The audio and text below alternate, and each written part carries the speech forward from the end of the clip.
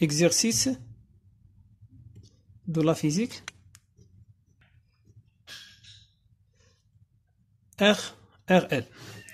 Donc le dipôle RL, c'est un dipôle qui est constitué par un conducteur ohmique de résistance R et d'une bobine d'inductance L et de résistance interne R. Donc vous avez ici un dipôle AB qui concerne ce qu'on appelle le dipôle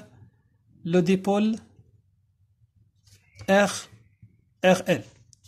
Donc vous avez deux cas, vous avez soit on étudie l'établissement de courant, soit la rupture de courant.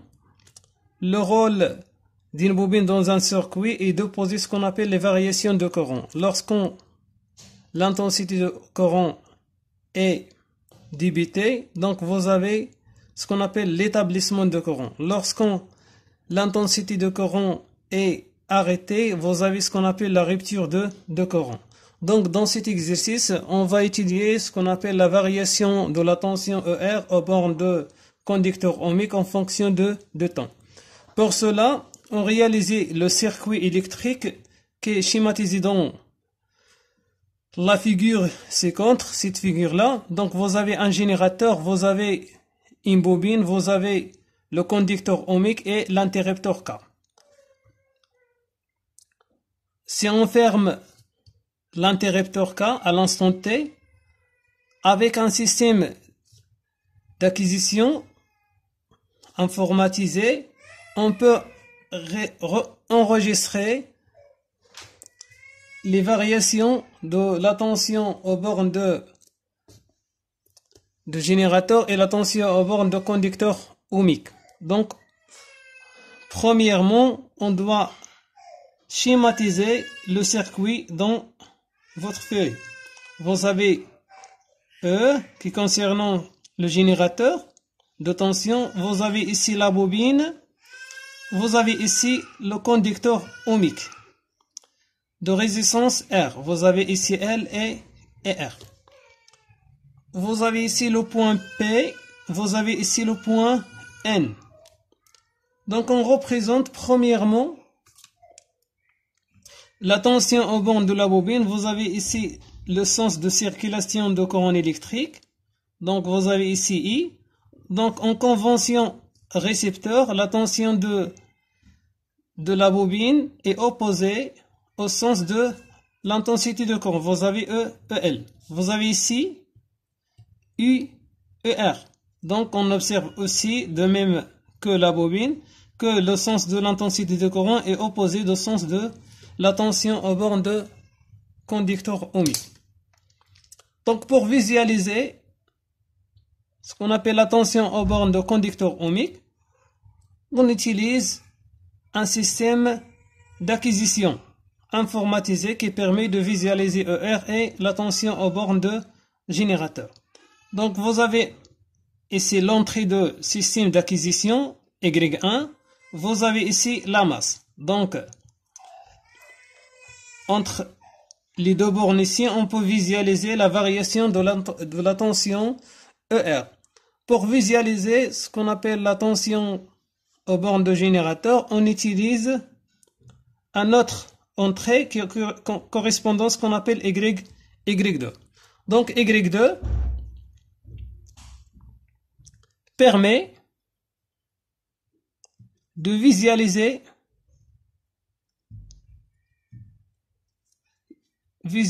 la tension aux bornes de générateur. La borne Y2 ou bien l'entrée Y2 permet de visualiser la tension aux bornes de conducteur ohmique. Donc, je commence à corriger la première question. Vous avez ici la première question. Identifiez la courbe qui représente la tension ER, c'est-à-dire la tension aux bornes de conducteur ohmique, est celle qui représente la tension aux bornes de générateur E, G. Donc vous avez ici, donc le générateur est délivré une tension de force électromotrice E, c'est-à-dire la valeur de la tension délivrée par le générateur est constante. On observe ici dans cette figure que vous avez une tension qui est variée au cours du temps et une tension qui prend des valeurs qui est constante. Donc c'est-à-dire la tension qui prend des valeurs constantes est concernant ce qu'on appelle la tension aux bornes de générateur. Donc, la couleur rouge dans ce qu'on appelle la tension UPN, c'est-à-dire N est égal à E, c'est-à-dire la tension aux bornes de générateur.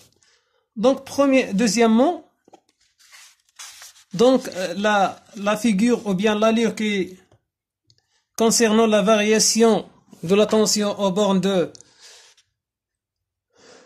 conducteur ohmique, c'est une variation exponentielle. Donc, c'est-à-dire que la tension ou bien la couleur bleue est concernant ce qu'on appelle la tension ER, qui est variée avec le temps, c'est-à-dire ER en fonction de temps. Deuxièmement, déterminer la valeur de E. Tout simplement pour déterminer la valeur de E, je reviens à la figure 2. Donc on observe que le générateur est délivré une tension qui est constante. On lit dans cette figure que la valeur de E est égale à 10. Donc, c'est-à-dire la valeur de E est égale à 10 volts. Troisièmement, déterminer ou bien trouver la valeur de la résistance R de conducteur ohmique.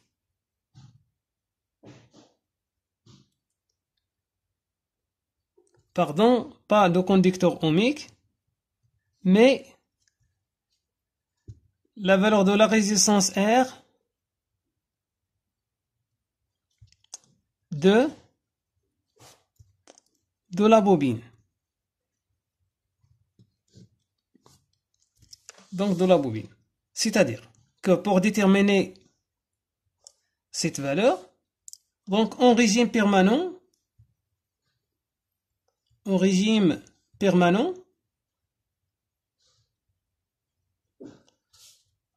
on a I à quoi est égal? Est égal à E sur R plus R. Alors, donc, on cherche à déterminer la valeur de R. Donc, R plus R est égal à E sur I. Donc, R est égal à E sur I moins R. D'après, donc on cherche donc la valeur de I. Je reviens à la courbe. On a toujours en régime permanent, ER est égal. Donc vous avez ici deux régimes. Vous avez ici le régime qui est transitoire et vous avez ici le régime qui est permanent. C'est-à-dire en régime permanent que la valeur de ER prend une valeur qui est constante. Mais en régime transitoire, la variation, vous avez ER est variée avec le temps de façon exponentielle. C'est-à-dire que, donc d'après cette allure, donc on obtient que approximativement de ER en régime permanent égale à 9 volts. Est égal à 9 volts. Application numérique. Donc, R, à quoi est égal? Est égal à E qui est égal à 10 divisé par I est égal à, vous avez ER est égal à R fois I. C'est-à-dire I est égal à ER divisé par R. Donc ER est égal à 9 divisé par R qui est égal à 40 moins R. C'est-à-dire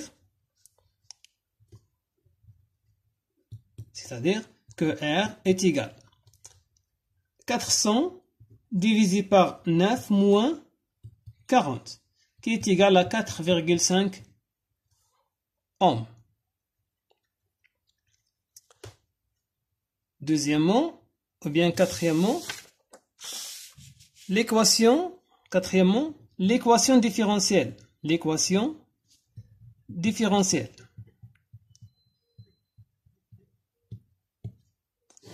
Pour trouver l'équation différentielle, il faut tout simplement d'appliquer la loi d'Ohmheims. La loi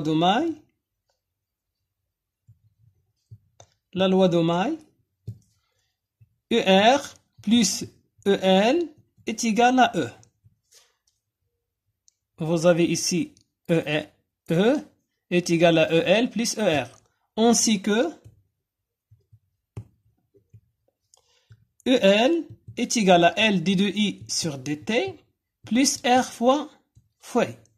Et ER à quoi est égal? Est égal à R fois I. Donc vous avez ici l'équation 1. On remplace dans l'équation 1, on trouve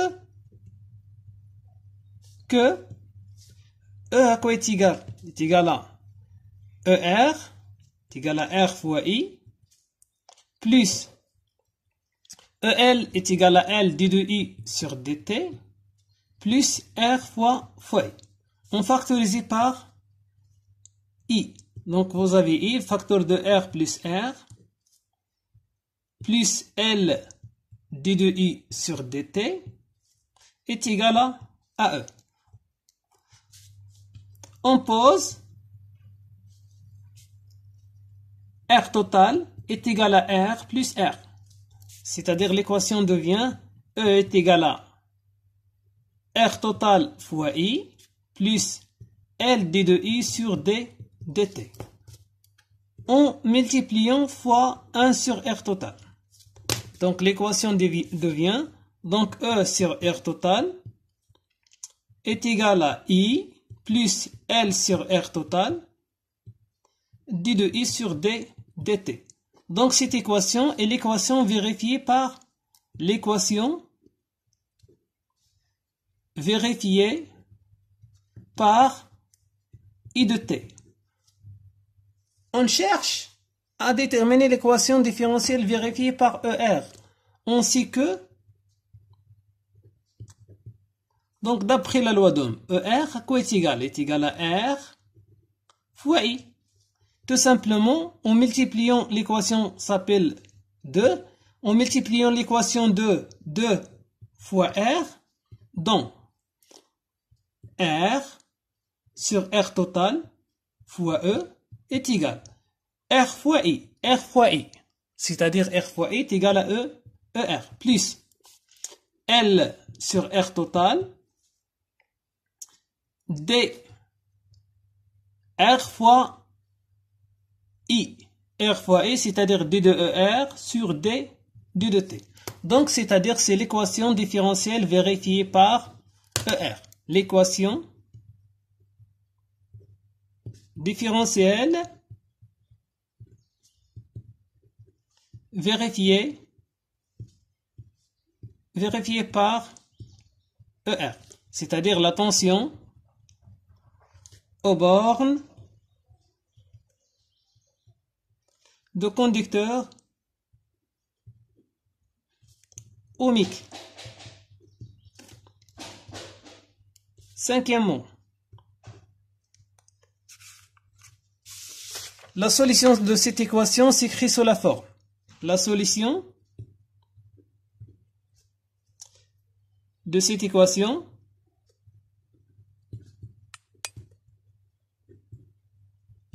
s'écrit sous la forme ER est égal à A facteur de 1 moins exponentielle de moins T sur t. Donc, la première astuce a été utilisée. Premièrement, toujours. Donc, vous avez dans l'équation différentielle ici, vous avez la dérivée première d de ER. On détermine d de ER sur dt. On dérivée ER par rapport au temps. Donc, c'est-à-dire est égal à A facteur, la dérivée de 1, 0. La dérivée de exponentielle de moins t sur t est égale, plus, moins avec moins, ça donne plus, alpha qui correspond à ce qu'on appelle 1 sur t, donc sur t, exponentielle de moins t sur t est égal à A divisé par t, exponentielle de moins t sur t. Et on la remplace dans l'équation différentielle. Donc vous avez R, E sur R total est égal. ER est égal à A moins A exponentielle de moins T sur t. Plus L sur R total fois A sur T exponentielle de moins T sur t. Donc, vous avez ici, donc toujours R de E sur R total est égal à A. Donc, vous avez ici un facteur en commun. Donc, A on factorisé par A exponentielle de moins T sur t. Donc, si on factorise ici de 1, de A exponentielle de moins T sur t, donc, le reste est le moins 1. Plus, donc, vous avez ici un factorisé de A exponentielle de moins T sur t. Donc, le reste est de L sur R total fois t égale à 0. Donc, on observe que cette grandeur-là est indépendante du temps. C'est-à-dire, l'équation est vérifiée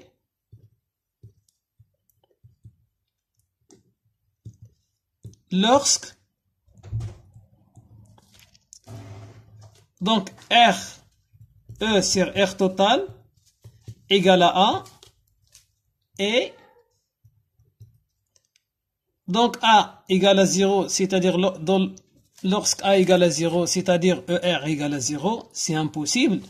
Donc exponentielle de moins T sur t égale à 0, impossible, car exponentielle est toujours supérieure à 0. Donc ce terme-là égale à 0. Donc, alors, moins 1 plus L de R total t égale à 0 implique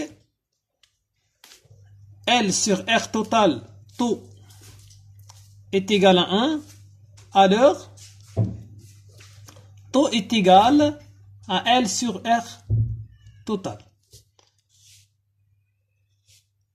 La solution de cette équation,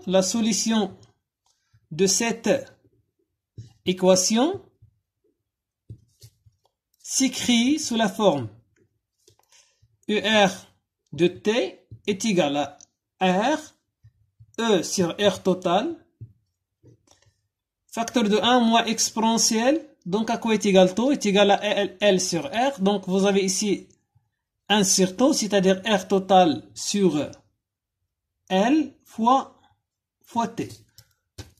La solution générale ou bien particulière de cette équation s'écrit sous cette forme. C'est la solution, l'expression de R au cours de la variation de temps. Sixièmement, déterminer la valeur de la constante de temps.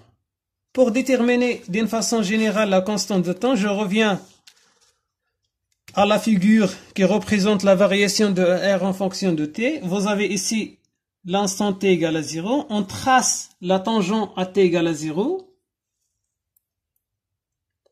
On trace la tangente à t égale à 0.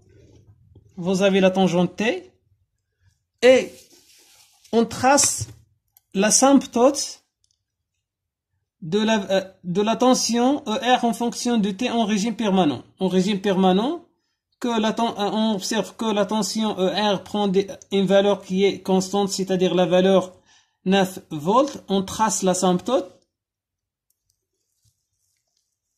Asymptote ici. On observe l'asymptote à ER maximale et la tangente est intersectionnée en un point. La projection de ce point sur l'axe des abscisses, l'axe des temps, donne la valeur de taux. Donc par projection, on trouve que la valeur de taux est égale à 2 millisecondes. Par projection,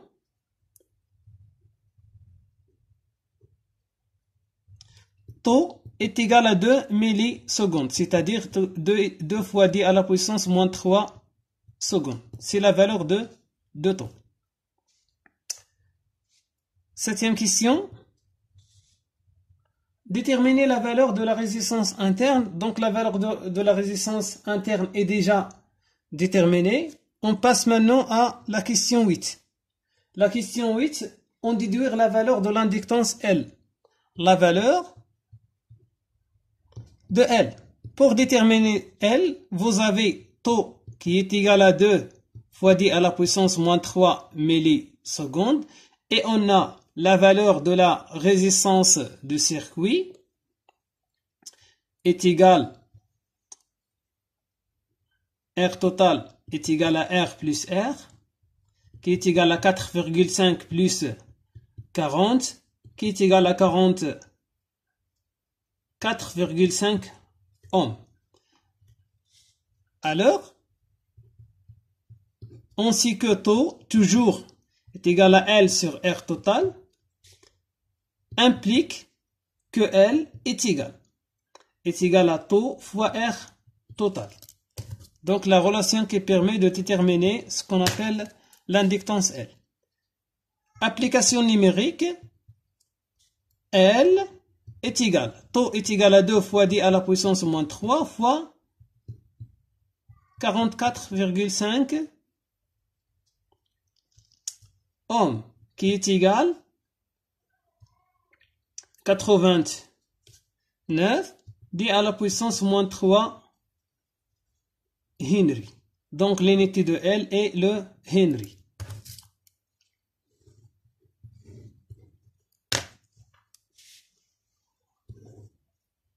Neuvième question. L'énergie emmagasinée